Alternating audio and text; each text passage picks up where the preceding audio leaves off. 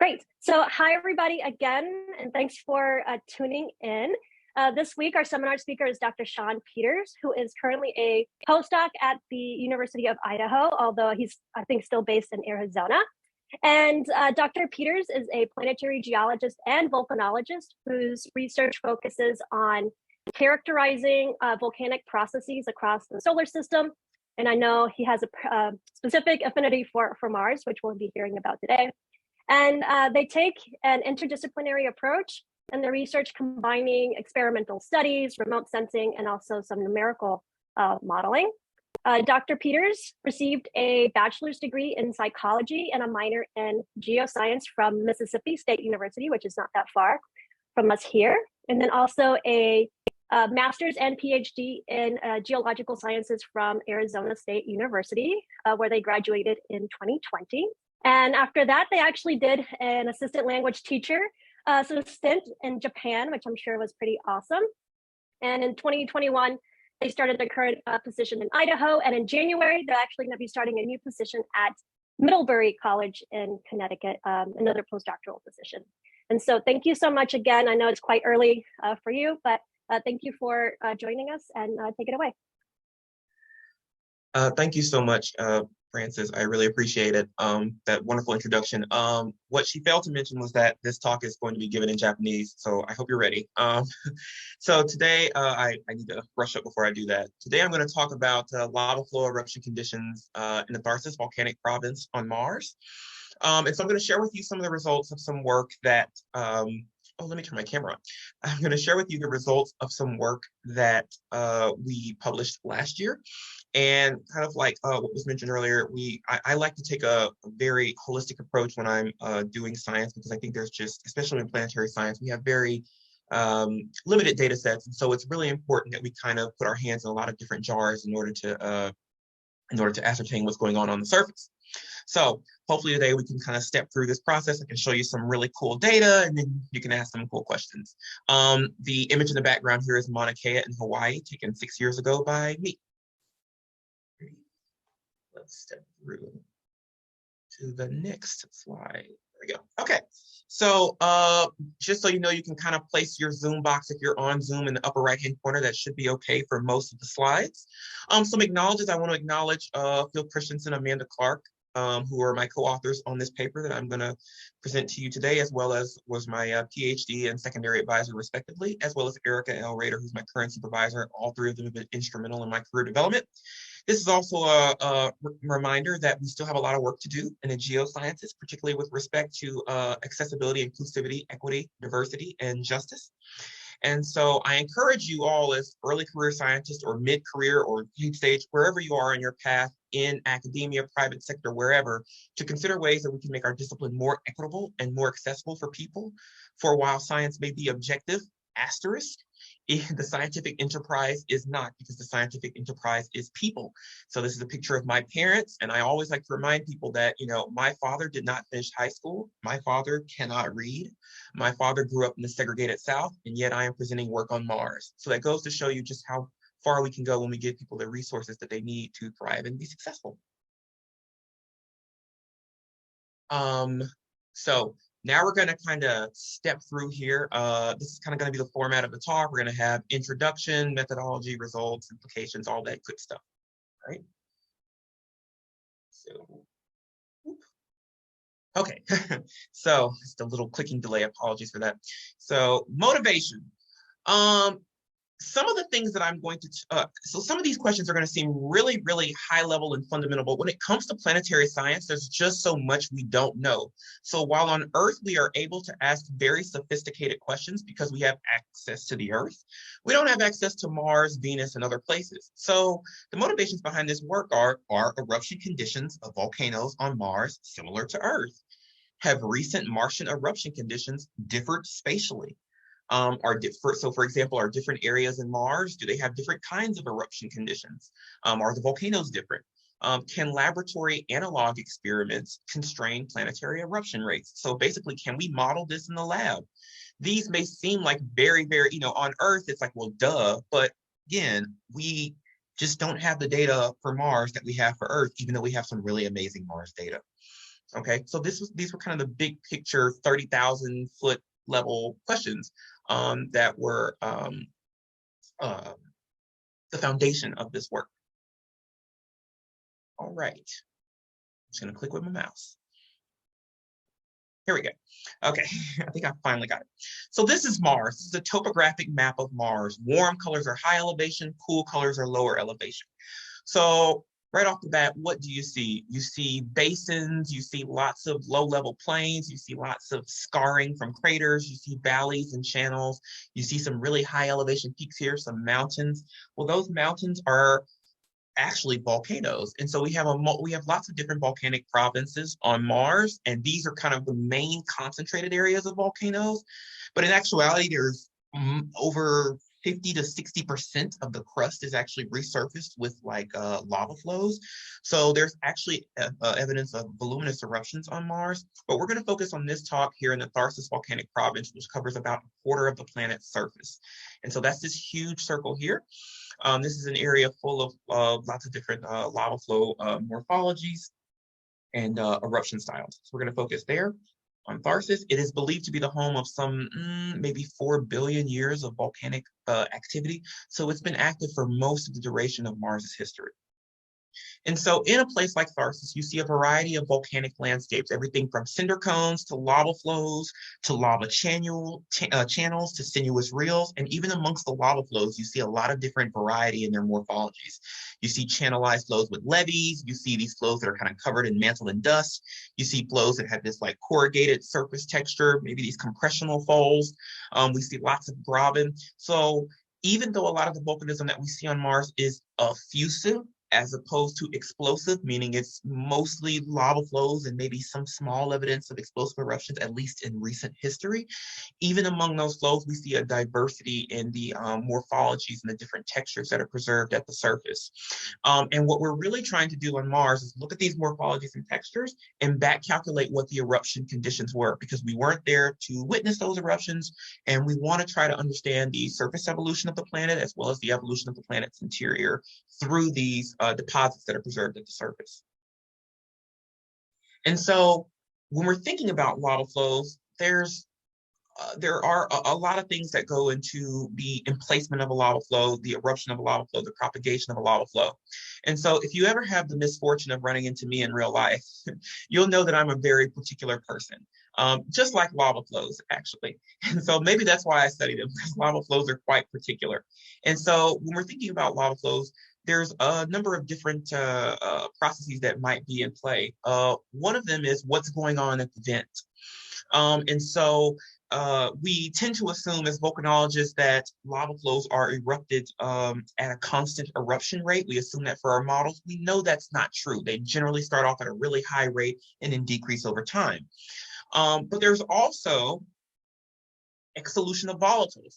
Well, lava flows don't tend to have a lot of volatiles such as water and carbon dioxide in them, but they do have some. And those volatiles are being exhaled from the melt as the lava flow propagates farther away from the vent. We also have to worry about crust. This is kind of the focus of some of my recent work, which I won't talk about today, but maybe in the future because it's on its way. And so when we're thinking about the vent, we're thinking about the exsolution of volatiles, we're also thinking about the crust, because it turns out the crust does have a huge impact on the morphology of lava flows, how they propagate, and some of the different modes of emplacement of those lava flows. In other words, how they behave as they propagate and as they flow.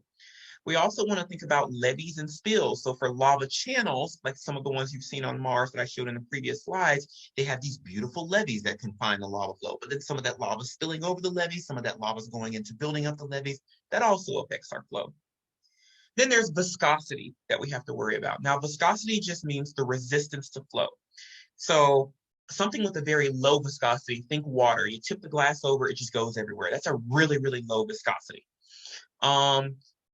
A slightly higher viscosity might be motor oil. So, I mean, you'll get in trouble with the police if you do this, so just don't do it. But one of the things I would love to do is just go into a store and just pour out motor oil, because there's something so satisfying by watching it just flow. So it's a little bit more viscous than like water.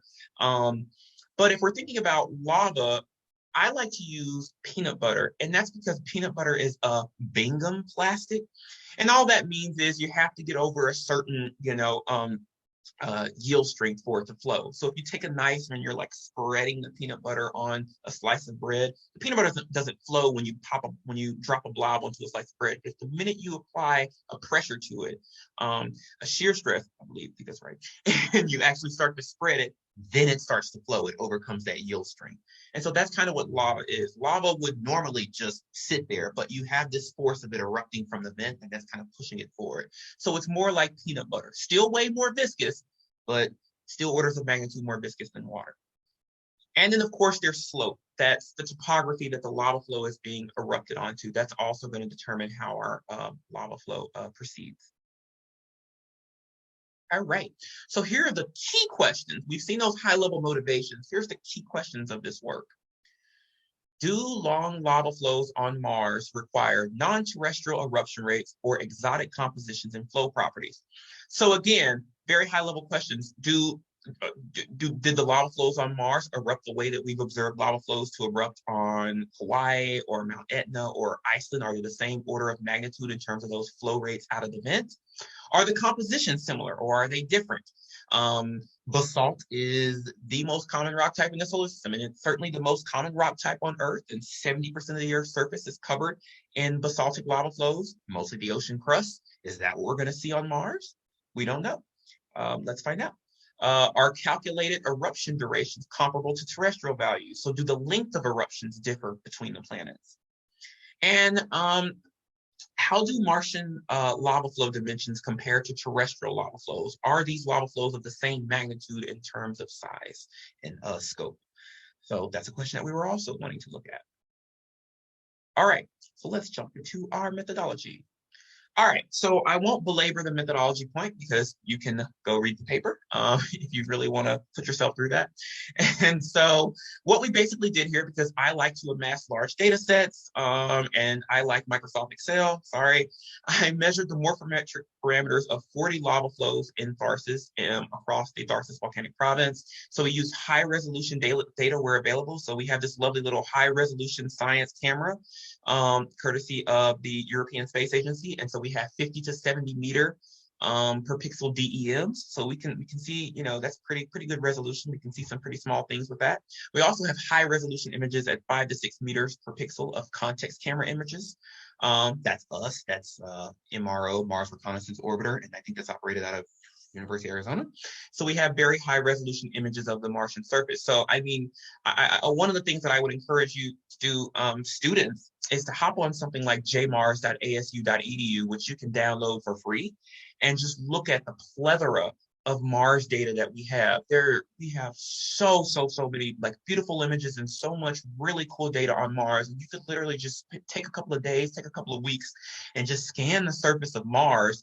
And there's thousands of PhDs in there, thousands of master's degrees in there, and a whole lot of work to be done. You can really build a career out of that. So it's something I always want to encourage people to do, is to just go look at the planet, just stare at it. It's beautiful. But anyway, I digress. We also applied 3 modeling approaches in this work. We looked at a simple rheologic, or not simple, I shouldn't say that, fundamental rheologic approach, a lab approach, as well as a self-replicating model, which kind of takes into account some other processes in lava flow propagation. All 3 of these modeling approaches are kind of been used in the literature and stuff to kind of ascertain what's going on with lava flows. And I wanted to use all 3 of them to try to constrain our data set as much as possible. So first, I'm going to step through very quickly what each one of those are. Like I said, we had 40 lava flows. So first, we applied our rheologic model, or our cooling limited and rheologic model, to 34 of the flows that qualified for it. So this rheologic model is basically simply using Jeffreys' equation and the Grotz number. Now, Jeffreys' equation is simply derived from fluid flow on a slope. So it's really just the dimensions of the flow, and it takes into account topography and the flow dimension. That's about it. The caveat to Jeffreys' equation is that it can't overestimate our eruption rates, because it assumes the entire flow is mobilized at the time of emplacement, and that's just not the case with lava flows. But sure, okay, to first order, it's really good. The Grotz number is a Grotz number is a number that is generally assumed to be about 300 for when a lava flow ceases propagation. Now, if you go through and read the paper, there's some error bars attached to that, and there's some assumptions that are made with that. So that's kind of a, it's a squishy number. But to first order, we can apply this equation, and we can apply this Grotz number to our lava flows to get to first order an idea of the eruption conditions at the time of emplacement. And that's a pretty standard approach in physical volcanology. We also use laboratory analog experiments, so we apply that to all 40 of these. How do we apply that? We use the dimensionless number, and so we use psi. The way to think about psi is to think of the time scale for crust to the time scale of crust solidification compared to the time of lateral propagation of the lava flow. Okay, so the arrows here are help. So the time scale of crust formation to the time scale of the lava flow propagating forward. In other words, if you have a high psi value, you have a slow cooling rate or a high effusion rate. And if you have a low psi value, that means you have a fast cooling rate, that crust is forming very quickly, or you have a low effusion rate. And so just to give you an idea of what this looks like visually, in our laboratory analog experiments, you can see that if you go from low psi value to high psi value, what you're doing is you're thinning that crust, you're making that crust weaker, and you're also making that flow propagate theoretically farther in the same period of time. So we identify, so in the laboratory, they've identified kind of 4 major morphologies here, going from pillows to levees. And you can see our pillows kind of look more like those Hoi Hoi lava flow fields maybe you've seen in Hawaii, or the pillow lavas you've seen from Hawaii, and in photos and videos, or if you've been there. And the levied flows look a little bit more like those channelized flows that we see on Mars that I showed you earlier, and some of the ones that we observe, and many channelized flows we observe here on Earth, and Iceland, Hawaii, and other places as well. And we can create those in the laboratory today, right? So we can use this dimensionless number to describe the morphology and to understand the eruption conditions in the absence of knowing the specific eruption conditions, right? Because we're assigning this dimensionless variable to a particular morphology. And because it's dimensionless, we don't have to so much worry about scaling and things like that, because we know if we're using the proper number, the proper range, we know we're in the right regime. Okay, so again, pillow lavas, more like Hoi Hoi flow fields, levees, more like channelized lava flows. We're going from low to high psi value. Okay. And so to do laboratory experiments, basically we have I ran way more experiments than I should have. And it's mostly for some other work that I said I'm not going to talk about today. And I promise I'm not going to talk about it, even though I keep alluding to it. But we basically have these plexiglass tanks, and we fill those tanks with water. We fill them with ice, and then we erupt our wax. And then we videotape it, take pictures of it, and we get some cool morphological stuff going on, scientific term. And so I'm going to play a quick video here of an example of one of these experiments. And you can see I've sped it up so that you don't have to suffer through it. But you can see we erupt our racks, boom. And so I'm going to play this again, and this time I'm going to annotate it, but I just wanted you to see how pretty it looks and how captivating it is. So let's do that again. So in this eruption, there are 3 eruption stages, because I was doing a certain thing that I keep saying I'm not going to talk about. So we have the first stage of the eruption here. The second stage comes in and it's blue wax, boom, and it blasts down. You see this marginal breakout. Then the third stage comes, boom, and we have another blast of like red wax come out and overprint the flow. So that's how these experiments actually look in the lab. And I know this may have looked like, okay, this experiment was really like 5, 6, 7 minutes long. And it may look kind of like, okay, how much are you learning from that? There's a lot of cool stuff that's going on there, but as I keep saying, stay tuned for the next year or 2. So going back to psi value, again, what does that look like on Mars? Well, here's an example of a low psi value flow on Mars, and this is on Olympus Mons. And so here we have this topographic high, this ridge. And so that's a lower psi value. Those are believed to be lava tubes or something of the like that form these ridges, versus a high psi value, which is the flow on the right, where you see this channelized flow with these really prominent levees. And so we're going from low to high psi value. We're going from strong crust to weak crust. And in between, we see, these folded flows with these kind of compressional holes on top. That's an intermediate psi value. So that's how I categorize these flows on Mars. Okay, so out of our 40 flows, I went and looked, and I just looked at the morphology and said, okay, is this high, low, intermediate? Give us an idea. Okay. The last method that we applied was the self-replication lava flow model. We were only able to apply this to 13 of the 40 flows because it does have some stipulations. It requires a channelized flow with well-defined levees and relatively constant flow widths. And so, because of those constraints, you can only apply it to a subset of lava flows. But basically, this model takes into account the massive material that goes into levee formation, the construction of levees, and the preservation of levees at the time of a channelized lava flows in placement. So there's some amount of material is being lost to the construction of the levees. So you remember when I was talking about the Jeffreys equation earlier, I said we make an assumption that the entire flow using the Jeffreys equation is active at the time of emplacement, and that's just not true. Only a fraction of the flow is active at the time of emplacement because some of that material is going to the construction of levees, it's going into overspills, it's going into this, that, and the other. And so this model simplifies all that and says, well, let's just assume some degree of mass is being lost to levees. Okay, that's going to affect, when we back calculate out that eruption rate, that's going to affect the eruption conditions, and you'll see that in a minute in the results. So those are the three models that we applied to our 40 lava flows. So now let's just take a look at some data. But first, I'm going to remind you of those key questions. Again, do long lava flows on Mars require those non-terrestrial eruption rates and exotic compositions? What are those eruption durations like? And what are those flow dimensions like? Keep that in the back of your mind. And so now we're going to look at our observations. Excuse me. So on the left-hand side here, we have our study area in more detail. So we have an inset of the Tharsis Volcanic Province. These yellow stars correspond to the places where there are our 40 lava flows are located. And so there's not 40 stars because some of the stars cover up multiple lava flows. So we have lava flows ranging from the lava flow plains of Tharsis to around Olympus Mons to around Ascraeus Mons and Dedalia Planum and places like that. And you can see another example of one of those beautiful channelized lava flows that we have on Mars. And this is what I mean, just amazing high resolution data, some beautiful stuff to look at here. All right, so first I'm gonna kind of throw out you the order of magnitude results and calculations before we go through and then look at the data in gory detail. So here are three models, and what do they mean? Okay, well, so for our cooling limit rheologic model, what we found was that eruption rates on Mars were anywhere from, let's say, the order of magnitude of 100 to 1,000 cubic meters per second, right? So anywhere from 10 to the 2 to 10 to the 3.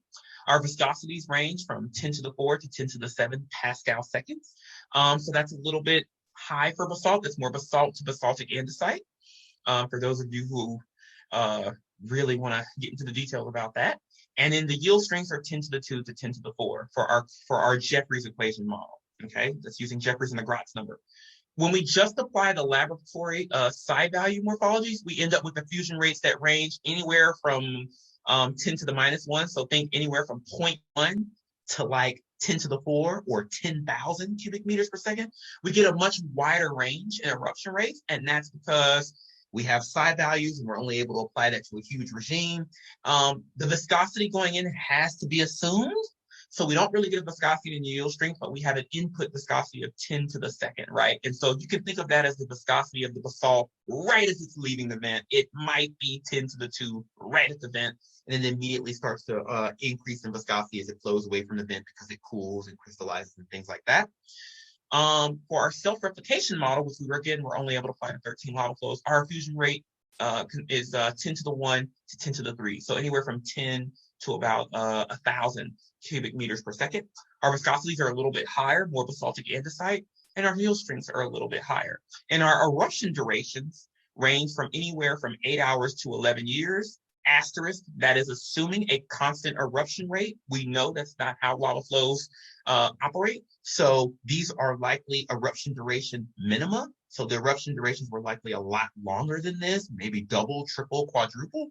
But this just kind of gives you a minimum of, okay, these lava flows were in place at a minimum of 8 hours to 11 years, which varies by the flow dimensions and things like that. So that's kind of the first order what our results look like.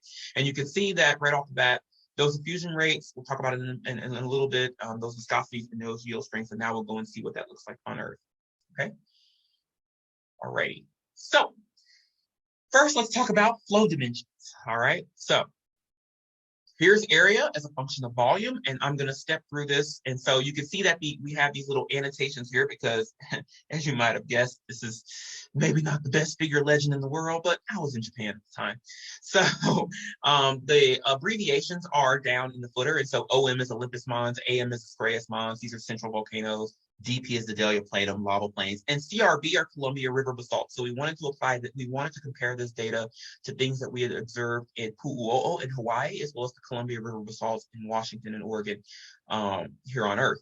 And so right off the bat, you can see that the Mars data fills in this nice gap between the Columbia River basalt and the Pu'uo'o eruptions in Hawaii.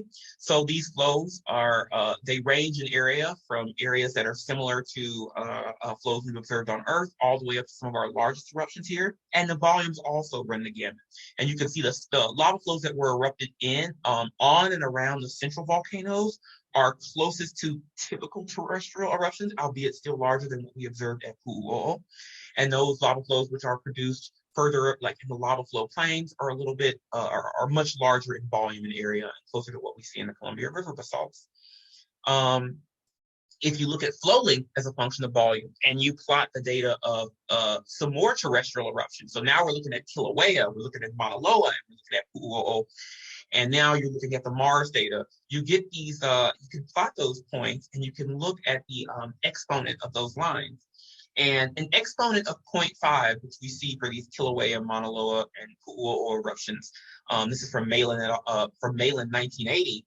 An exponent of 0.5 indicates that the lava's lengths and cross-sectional area are equally controlled by the volume that is erupted, and anything that deviates from that 0.5 suggests that there's something else that's kind of controlling it. So on Mars, it's 0.4. And so that suggests that volume is not equally, length and cross-sectional areas are not equally controlled by volume. So there's something else that's controlling that length, or something else that's controlling that cross-sectional area. It could be topographic interference because these lava flows are being placed on top of other lava flows. So there could be some confinement going on. It could be, atmospheric conditions, other things that could be happening, but it's still pretty close. So we still know that volume is, if these flows are assuming to be cooling limited, then we know that there are, the volume is still having an impact, but there's some other things that are clearly going on as well. Formation of surface crust, things like that. So let's look at a fusion rate. So now we have area covered as a function of fusion rate, and now we have our Pu'uo'o lava flows down here erupting anywhere from 100 to 10,000 cubic meters per second, and then we have our Columbia River basalts, which is everything, all areas above that, and it runs the gambit of a fusion rates because it erupted over a really long period of time. And so we can see that our Mars lava flows, once again, they run the gambit of a fusion rates as well as area covered. We see that our flows that were where we used the self-replication method on those 13 lava flows, they have a lower effusion rate than the lava flows that use Jeffrey's equation and Magrat's number, which that's kind of what the results data showed earlier. But you can see that because it's a subset of lava flows, it has to abide by all these conditions, and because we're removing some mass to form those levees, that means that the eruption rates are going to be lower. So that's the key. The less lava flow that is active at the time of emplacement, the lower the assumed fusion rate was at the time, and that's what that self-replication model is giving us, method is giving us. It's giving us a more conservative range of lava flows, which do fit into the range of lava flow eruption rates that we see on Earth, and for lava flows on Earth, and actually in this case a little bit less than Pu'uo'o.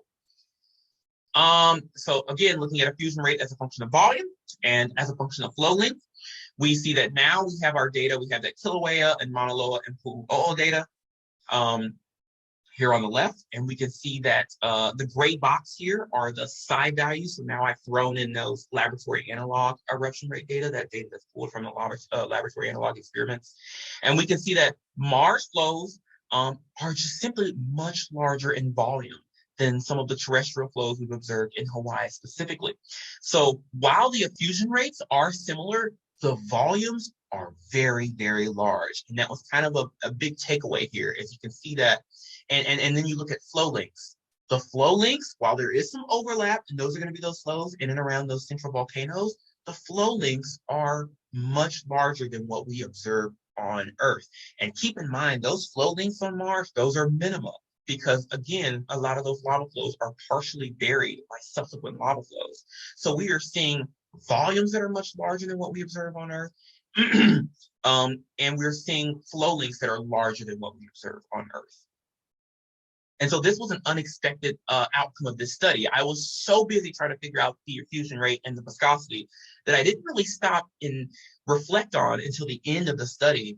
Wow, simply the raw data, simply the flow dimensions themselves are telling us the story when you look at the volume of these flows and you look at the flow lengths. So now we're also looking at eruption duration. Again, I've denoted here where the central flows that are around those central volcanoes are.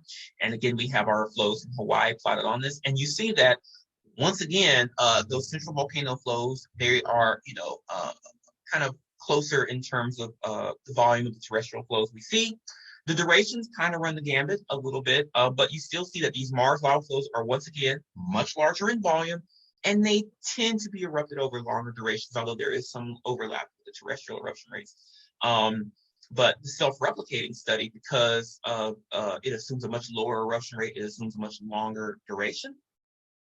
And so you can see that these flows are once again have these really, really high volumes, but the durations are similar to what we see on Earth as well. So what does that mean? Great.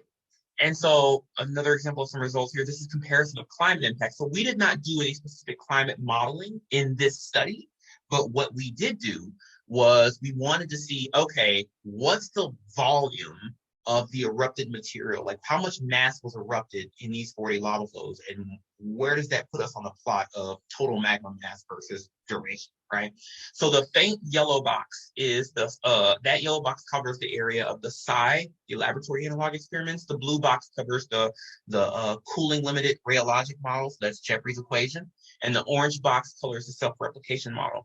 And what you can see is the amount of material that is erupted, total amount of material that's erupted in these 40 lava flows equates to a total magma mass that might cause some global cooling or some, significant climate, local, regional, global climate effects, assuming all of this was active at the exact same time. Now, we can't assume that. The study did not look into that in particular, but what it does leave for a nugget for you, future researchers, to go look at is, okay, let's think about how the mass of these eruptions might have influenced the Martian climate. And so we certainly cannot say or assume that these 40 lava flows were active at the same time, but Tharsis is a huge place. And it's very likely that more than one lava flow was active at the same time. And if you look at the surface of Tharsis, it's fairly uniform in terms of its age. It's fairly recent by Martian geologic standards.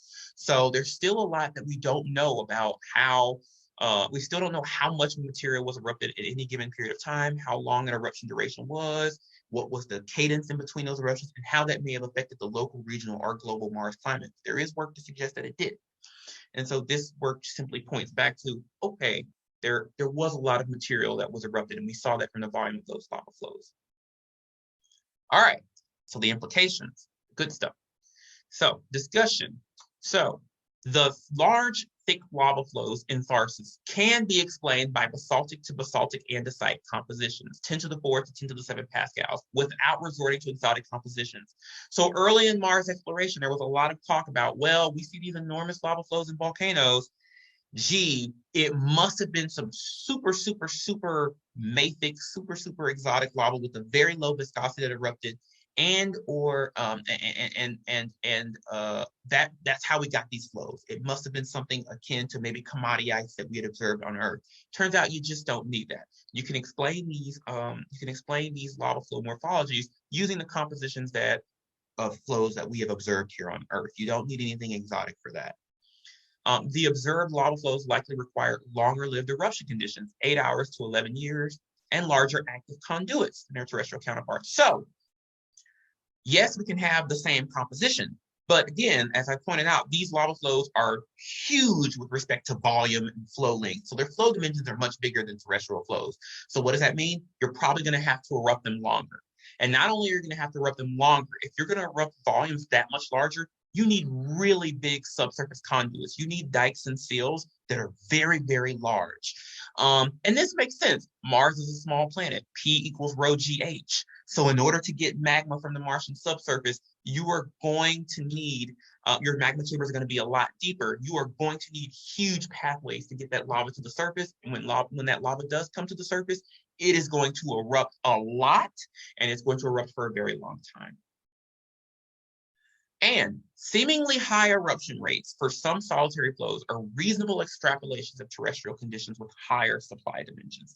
So those eruption rates, while they do overlap a little bit with the terrestrial values, they are also larger than the terrestrial values in some respects, but they are reasonable extrapolations. You saw that the data could continue along that line. So we're not seeing eruption rates that really deviate from an expected path, given that we're going to have larger subsurface conduits, and longer eruption times. Okay, so and like I said, there was a lot of overlap with these terrestrial flow rates. So in this study, we didn't find flow rates that were ridiculous by terrestrial standards, and the ones that were much larger by terrestrial standards, as I said, they're reasonable extrapolations. You saw it on the plot, looking at those Hawaiian flows specifically.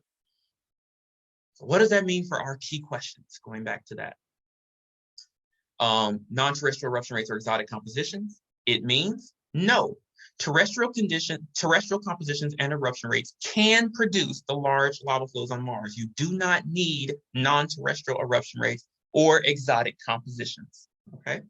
With respect to eruption durations, yes, the length of eruptions, assuming constant eruption rates, are similar to terrestrial values. However, the durations may be longer. So are the durations comparable? Yeah, they're similar in some cases. However, they can be a lot longer, and they likely were a lot longer because we're only seeing the lava flows that are preserved at the surface. And a lot of those are, like I said before, those are absolute minimum. And so how do Martian lava flow dimensions compare to terrestrial lava flows? Observed Martian lava flow dimensions range from the typical observed terrestrial values, for example, those for Hawaii, to the lower end of flood basalts, for example, what we see in the Columbia River basalts. Okay, so they are comparable to what we see on Earth, but they have this wide range from some of our smaller eruptions to some of our largest eruptions recorded here on Earth. What does it mean for our motivations? Are eruption conditions on Mars similar to Earth? Yes. Have recent Martian eruption conditions differed spatially? Yes, within Tharsis. So there was a difference between the central volcanoes versus the lava plains. So now one could go look at, okay, what's the difference between Tharsis and these other volcanic provinces as well? Are there going to be some spatial differences there? Are there geographic differences? What does it mean? Can laboratory analog experiments constrain planetary eruption rates? So can we model this in the laboratory? Can we use the dimensionless numbers that come out of these experiments? Can they be applied to planetary science? Yes, to first order. If you have a planetary body where you have, say, less data than you have for Mars, can you look at that flow morphology and start to talk about the eruption conditions? Absolutely. To first order, for sure. Okay. So with that, I would like to thank you all for listening to me blabber on for over 40 minutes. I apologize for the blabbering, but I hope it wasn't too bad. If you have any questions, please let me know. This background image is the San Francisco volcanic field just north of Flagstaff. Dark flow is ST lava flow. You can find me on Twitter at Pelo Lava, because everyone with the Peloton has to tell you they have a Peloton some kind of way. And you can email me at my University of Idaho account as well if you have any questions. So thank you so much for having me. I've loved being here, and I welcome any questions. Awesome. Thank you so much, Dr. Peters, for that great talk. And so I'm just going to stop the recording really quick.